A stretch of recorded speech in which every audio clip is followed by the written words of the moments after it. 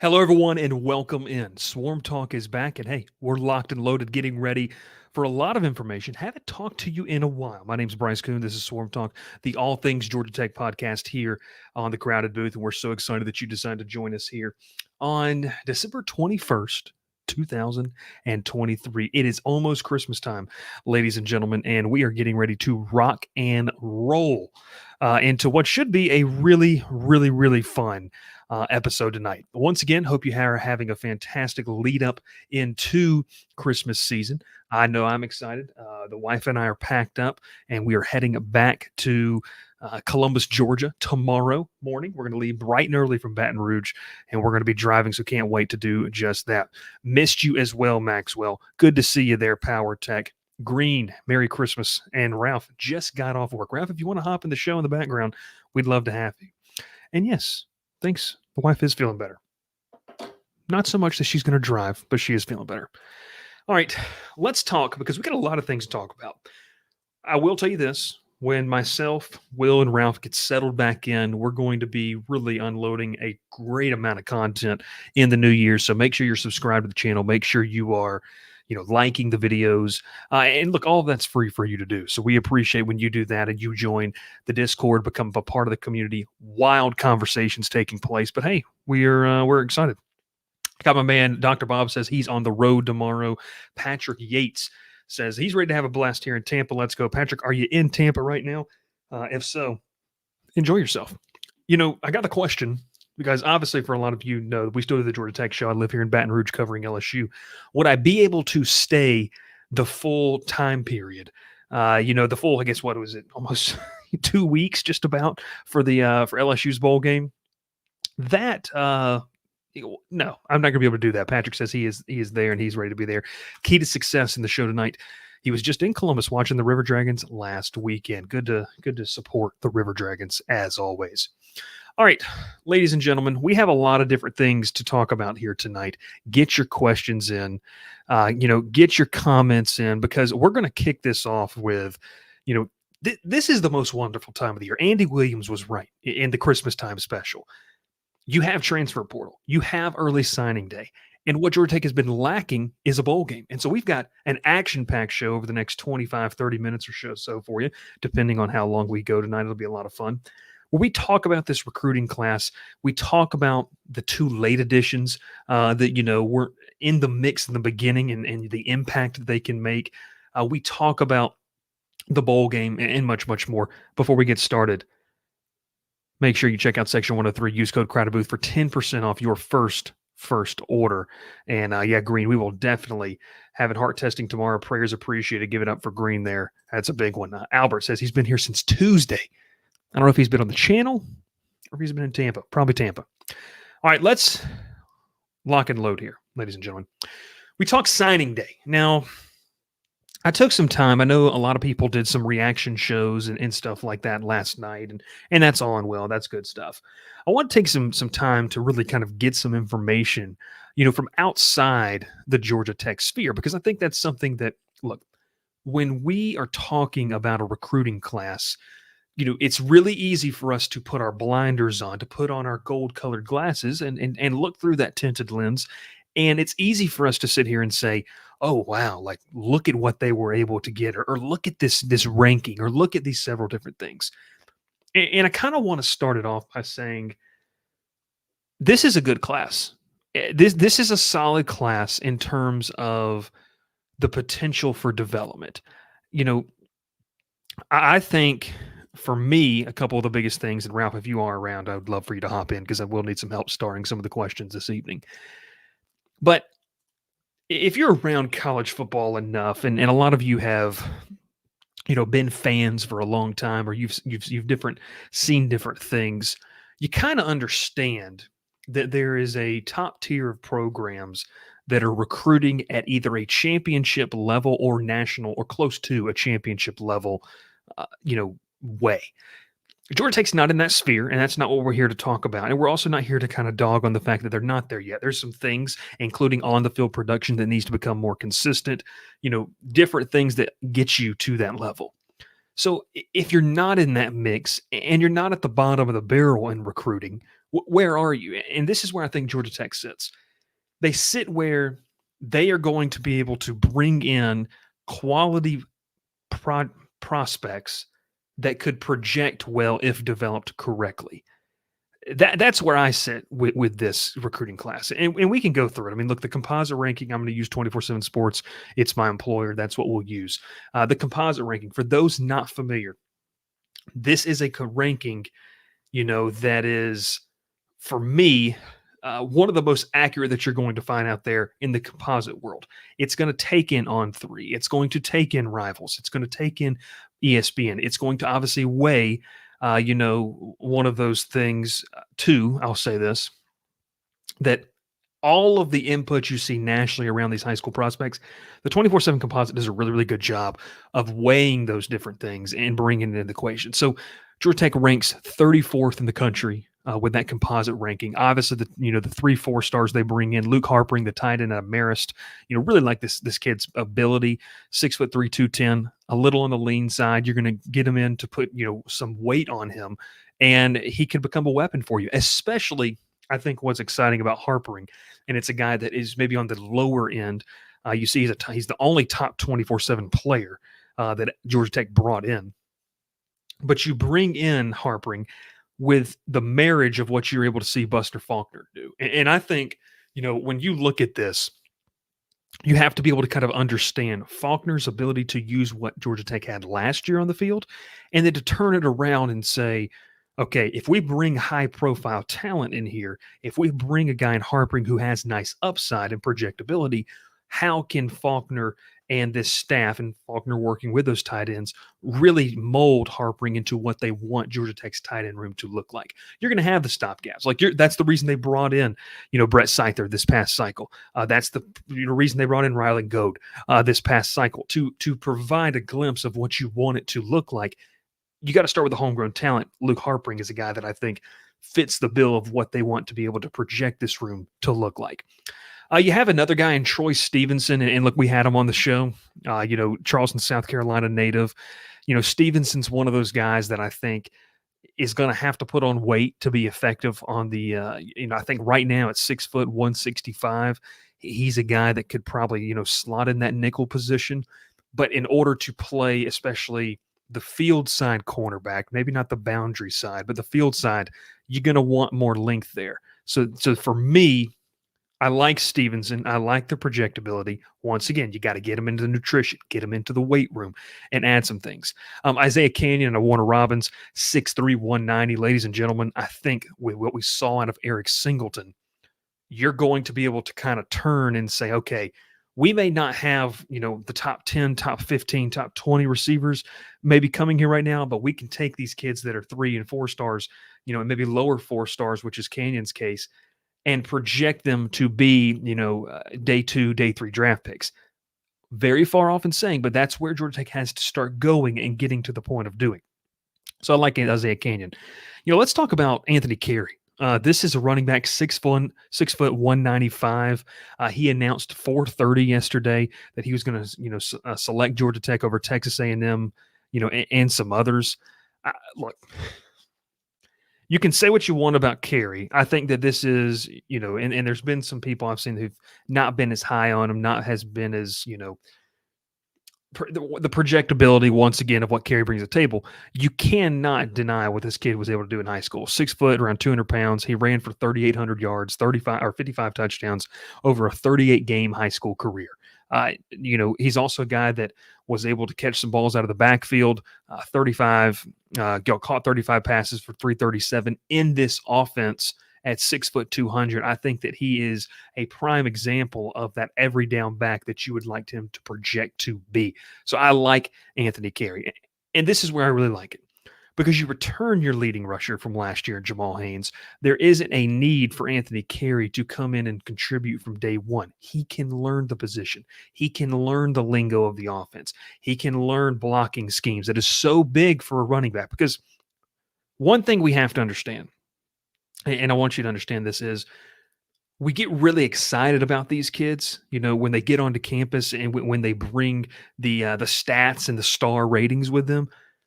but they have to be able to do kind of the baseline level stuff that college players are required. And it's really, really hard to do that, especially at a position like running back, where look, Brent Key and Norval McKenzie are going to command and demand, I should say, you be a good blocker. That's how you're going to get on the field at running back at this position. Jamal Haynes is a guy that is obviously, I don't want to use the term scat back, but I mean, this is a guy that it can do a lot of different things for you. You have, other options in that room. But when you turn and look at what Carey brings to the table, this is where Georgia Tech wants to start building towards. And you want to get so much depth there that you don't have to worry about diving into the portal. You don't have to worry about making sure you sign 2 running backs next cycle, because now if Haynes plays this year, just has a good year and decides he wants to test his chances at the next level or whatever it might be, now you have Carey, who's been in here for a year, and there's a lot of other running backs. We're strictly talking about that. Also, Trelane Maddox as well. For me, Maddox is a great athlete.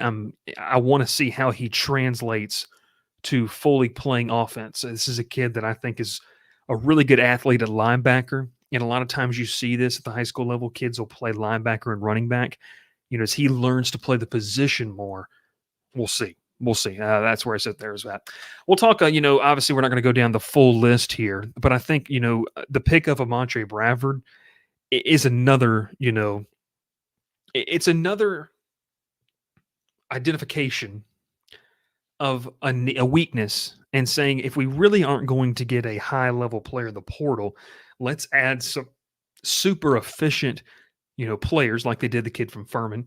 Let's add some super efficient players at the position, and then bring in a nice, projectable, developmental, athletic guy.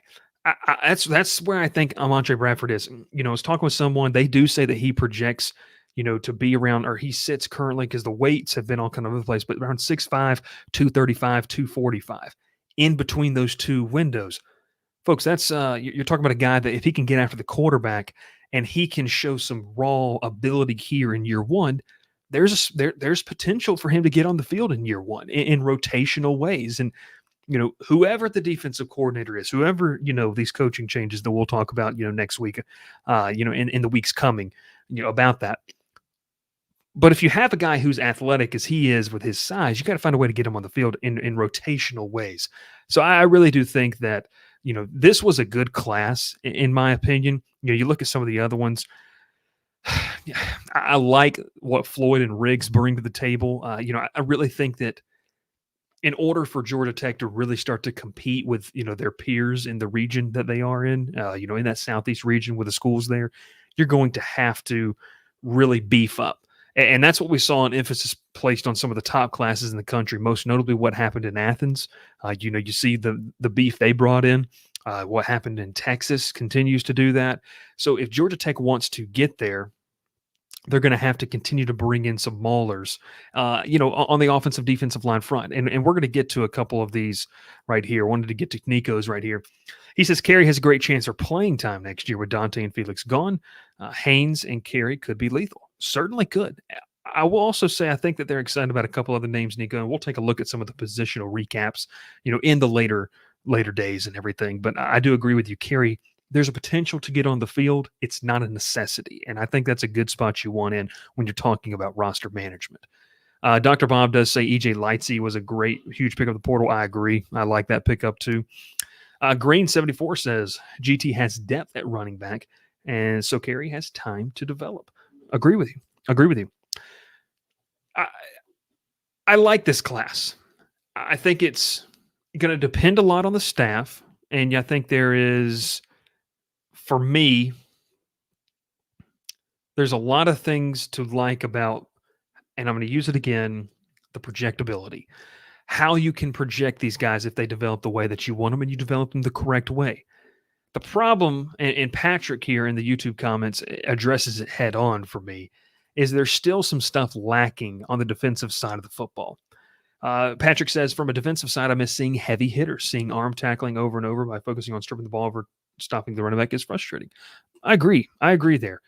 I think when it comes to the recruitment of defensive players, Georgia Tech still has a ways to go in that. And, you bring in, like, I'll say this, I mentioned in our Discord that I wasn't all that impressed with some of the with the trench work, the trenches that they were going after. I wanted to correct myself because I do like a couple of the players that they brought in. I like a kid like Christian Pridgett, 6'3", 180. Out of St. Augustine, great program down here in the New Orleans area. 6'3", 180 to play the safety position. That length, whether he stays at free or strong or he plays a nickel, that's the length that you need on the back end of your defense. I'll give another one. Taj Butler down here. And look, I was very frank with people in our Discord. You need to join if you want some great, tidbits and news. Butler was a guy that, was kind of thinking there might be an LSU offer waiting over the course of the final month of the season. It did not come, and he decided to kind of stick with Georgia Tech. 6'2", 215 linebacker, very athletic, sideline to sideline speed. You look at these kids, and maybe I'll say also Caleb Dozier is another one, 6'3" out of Headland, Alabama. You added athleticism to your defense, which you needed because you got to build depth. You have to do that. But the problem for me is kind of when you look in the trenches. Yeah, you get the kid from McIntosh, 6'6", 245. I like him. I like the pickup. I think Amontre Bradford helped a ton with that. But what you kind of feel like you're missing in this is just a big guy to play in the middle of the defense. And I felt like with Georgia Tech's roster, you got to get better at helping out, because I think this is what's going to happen. You saw this season the impact of not having really good linebacker play had on you and not being able to really stop the run. Well, it all starts up front. And there's a reason that your safeties and your corners were so banged up this year, and they were having to make a lot of those tackles, like you mentioned there, Patrick. And the biggest thing is like, look, you can't have your 6'2", 180, 195-pound safeties and corners making tackles against, a 6 foot, 195, 6 foot, 215-pound running back over the course of the whole game. So I wish we would have seen, and you got a guy like Landon Marshall and any of these players. I wish we would have seen a big emphasis placed in the trenches, because when you look at the breakdown of this, you have 4 defensive linemen, but do you have a guy that is just going to, take on 2 blockers and really be that run stuffer in the middle? I personally don't think that is in this class. It's something that I would like to see, maybe added in the portal. And I think a lot of fans want to see that, because you need help in pass rush. You need help up front. And look, it's not an indictment on any of these kids. Maybe some of these kids turned into that. But I think when you look at good teams that stop the run, which is what Georgia Tech was really, really bad at this year, is you see teams invest in the trenches. You see them have some dogs, and you see them have some guys that are really, really ferocious up front, can attack really well with their hands, and it frees up some of those linebackers, because this is what's going to happen if you don't really place an emphasis there. And I'll say this too. I don't want to use the excuse of, well, it wasn't there for Georgia Tech in the portal. No, if you're recruiting, the way you should be recruiting, you can find those options and you can get into those battles.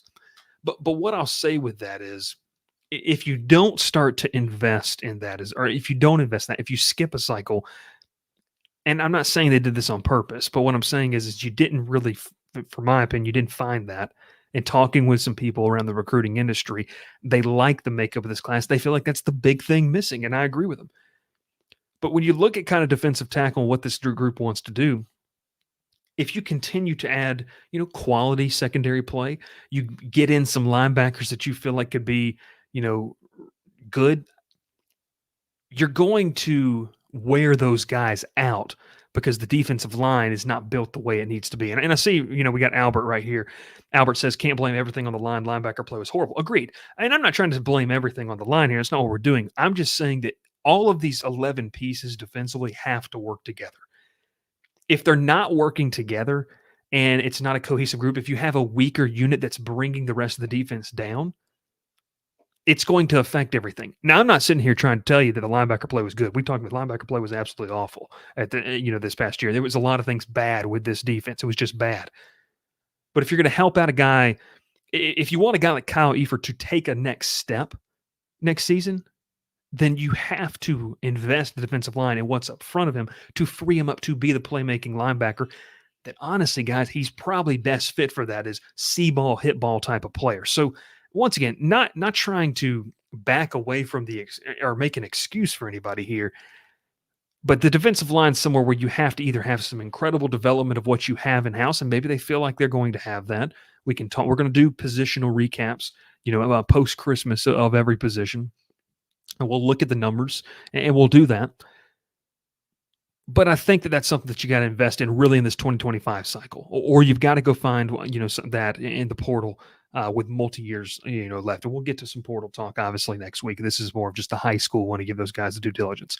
Overall, though, I like the class from a developmental standpoint. I don't know if there's a day one guy that's going to come in and help you, but what I do think is that, these are all prospects that could come in, spend some time in the weight room, spend some time in nutrition, build themselves up, learn the lingo, which is so hard to learn, as a true freshman. And that's a real reason that, you don't have, a ton of freshmen that are, all world players. It's really rare when you see that kind of play. So I like where this class is heading. I think that it's, there's encouraging signs there for that. Hey, want to shout this out before we kind of get going into the bowl preview segment of the show.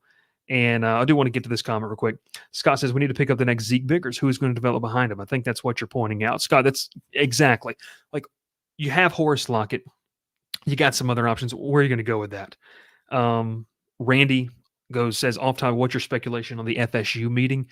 Randy, fantastic question. Me and the guys are going to be talking about that on the next live show that we would love for you to be a part of.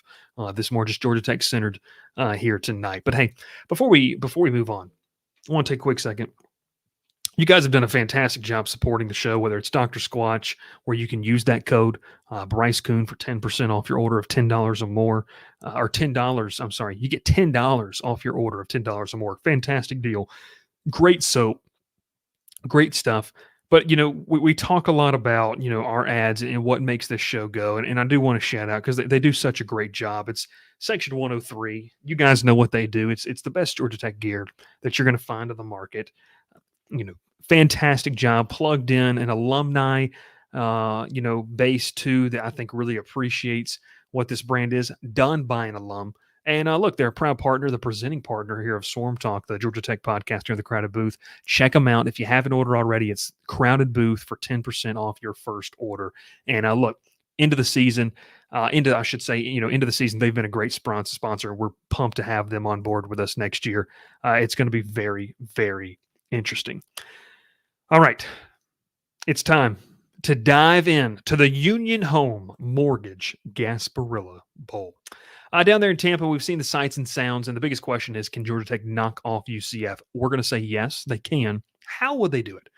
Well, first off, I really miss when this was the Bad Boy Mowers Gasparilla Bowl. That would have been an amazing T-shirt to have, by the way. Would have loved to have it. Would have loved to don it on the show. Unfortunately, not going to get that chance to. That's fine. That's okay. I want to talk about UCF first off. And look, this is a team that UCF, they just wrapped up a phenomenal recruiting class, I believe. And you guys can fact check me here, and I'll even look for myself. Let's do that. I'll look for myself here. Believe that they just racked up, let's see where it is here, the third best recruiting class in the Big 12, which is a really big deal, and the number 32 overall class in the country. Gus Malzahn's got that group recruiting very, very well. For me, really like that. I like this matchup. UCF fans are going to make fun of what happened. This is a completely different Georgia Tech team. I think this is a chance for both teams sitting at 6-6 to end their season on a positive note. And one thing we have to understand about these bowl games too, folks, is that it's not, for people talking about opt-outs and all these things, I feel like both of these teams are pretty committed to this game, and it's gonna make that a fun one tomorrow. So, look, 6-6. They're the only Big 12 newbie to make a bowl game. So, UCF, I think, is building and trending in the right direction. They did kind of find out kind of what the Power 5 life is like, the gruel and the week to week, what that is, the grueling schedule. Even the Big 12 physical brand of football out there they play. But, you look at what UCF did this year. Look, I got some notes here for you. They had 3 conference losses that were by a total of 5 points. That's including at Oklahoma. It blew out Oklahoma State. They had a nice non-conference road win at Boise State, and they're playing in a bowl game. I don't think this is a team that should be slept on. I don't think that it's one of those things that when you look at it, I'll say this can be an offensive shootout. Both defense, really struggle, and I'll tell you why it could be an offensive shootout. UCF can run the ball. This is the fourth best ground attack in the country. The Knights are going to be bringing to Tampa. The offense was the second best statistically in the Big 12, just behind Oklahoma. And it's a group, and this is where I think Georgia Tech will struggle defensively this game. It's a group that is just wildly consistent in what they do. UCF was able to get 200 yards rushing and 200 yards passing in 7 out of their 12 games this season. So what does that tell me? It's that they're very balanced with Plumlee at quarterback. They're very balanced to what they do, in the passing game and the running game. They're going to keep a defense on their toes. You're not really going to be able to kind of key in on some things and fully commit to stop the run. I mean, you'd like to make them one-dimensional, but you're not going to – what I'm saying is you're not going to be able to say, well, if we take this away, they're not going to be able to beat us. No, they're really balanced, and I think they do both things very well. Georgia Tech's run defense is just going to have to step up. Look, it had problems, against teams that committed to that rushing attack. I expect UCF to need to do that in this football game. But we talked about that 200-yard mark. Look, UCF – might get 200. They might get 225. 225 is kind of the magic number for Georgia Tech. When Georgia Tech's defense allowed 225 yards rushing against opponents, they were 1-5 this season. So you're going to have a dynamic quarterback in Plumlee that can pull the ball down and run with it. Georgia Tech struggled with that. I go back to the Boston College game. And I think Plumlee is going to be one of the better quarterbacks, more experienced quarterbacks that, all around that Georgia Tech's faced this season. They faced some really good players. Jackson Dart comes into mind. Obviously, the game against Carson Beck. But Plumlee is going to look more like what Jackson Dart brings to the table at Ole Miss, really, just play style-wise. But just what he brings to the table both with his arm and his legs. Can Georgia Tech stop that? So you're going to have to stop the run in this game. I think if you can force UCF to throw the ball 35, 40 times a game, that's when you are that's when you are feeling good about the trajectory of this football game. Now let's talk about a little bit why I think Georgia Tech has a good shot to win this game. The one thing that we can say about Georgia Tech, wildly inconsistent, a roller coaster to watch in this game. UCF's defense isn't that fantastic, and Georgia Tech has just found ways to win when it doesn't make sense this year. Look, you can game plan, you can prepare from January to winter workouts to spring ball to summer, individual workouts into fall camp. You can do all of that. And what Georgia Tech has shown this season is sometimes you have to have instinctual play. And they've had that at times this year. That's allowed them to win some football games. I think one of the biggest things I think this is going to be a shootout. I don't know what the over-under on this game is. It should be high because I think Georgia Tech offensively can match what UCF wants to do offensively. I think these two teams could go toe for toe. It could be one of the more entertaining bowl games from an outside perspective. I think it will. We're going to get to that there, Patrick. Here, you can't make mistakes. Green just reading the show script over here. Because the way Georgia Tech loses this game is you start matching and you blink. And if the Jackets are going to win, you have to minimize the errors. You have to minimize the mistakes you make. Haynes King not only has to make good decisions, but he has to be decisive. Was talking with some people just about the growth of quarterbacks across the country. And, was talking with a quarterback coach about this. And I asked, what is one of the biggest things that you see out of kids when they do make that jump? Like when they make the jump from just being okay, average to good, or are you good to great, or great to, legend type of status. And they said the decisiveness, you know, the decisiveness of playing and knowing what you want to do. So when Haynes King is going through his reads, when he is, going through the progressions that he needs to go through, when he makes the decision, it's decisive. There's no hesitation. This is the guy I'm going to, or pre-snap, recognizing, there's two safeties or there's a one safety high. We got cover three, we got cover two, recognizing that and knowing where you're going to go with the football. That's when Georgia Tech has had success. That's when they've been able to fly down the football field. So I think in this contest and in this game, what you want to see out of Georgia Tech is you want to kind of see a decisiveness for Haynes King that not only wins you this football game, but really catapults you into next season to you where, okay, he's poised for another step. That's where you want to be because you don't ever want to be as good as you are right now. Crazy conversations happening in our Discord that I'm not either going to confirm nor deny that I might agree with, might not agree with. Well, we talk football here. There's a lot of great things that Haynes King did. He also made mistakes. So you don't want him to have the same season that he had in 2023. That was nice. He showed his value as a quarterback in this system under Buster Faulkner in a Georgia Tech uniform. What you want is this bowl game to be a launching pad for winter workouts, for spring ball, to continue to grow and ascend where you need him to be going into 2024. So I think Georgia Tech's going to be able to match UCF. I don't see either defense necessarily shutting the other team down. I think self-inflicted wounds are really more of the recipe for disaster for either team. While UCF has statistically a better run game, a more consistent run game, Georgia Tech is averaging 5.4 yards per carry coming into this contest. When they ran over 250 yards, they not only won the 3 times they did that, they scored 45 plus points. So bottom line, as we kind of get to this right here, I think with this game, can Georgia Tech win this football game? Yeah, I think they can. Where I sit with this is I think that this is going to be a really, really good football game, whether you're a Georgia Tech fan, UCF fan, or just a college football fan tuning in.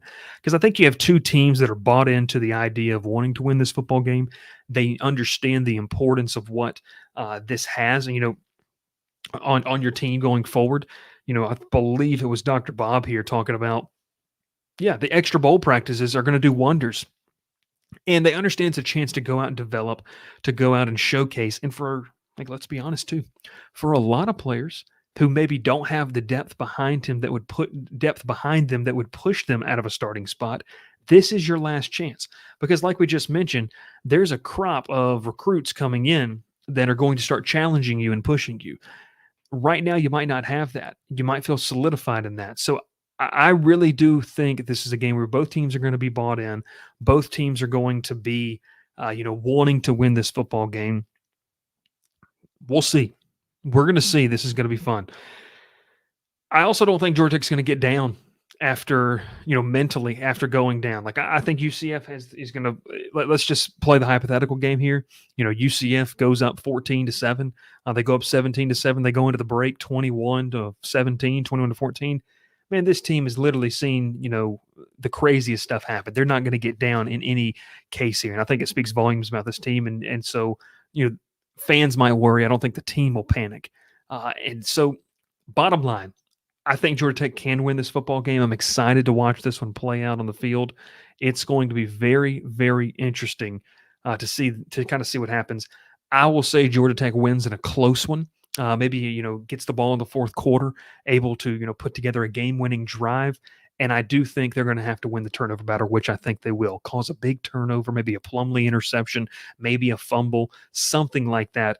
Then they turn around, they score, and win the game late. I think this has a chance to be one of the,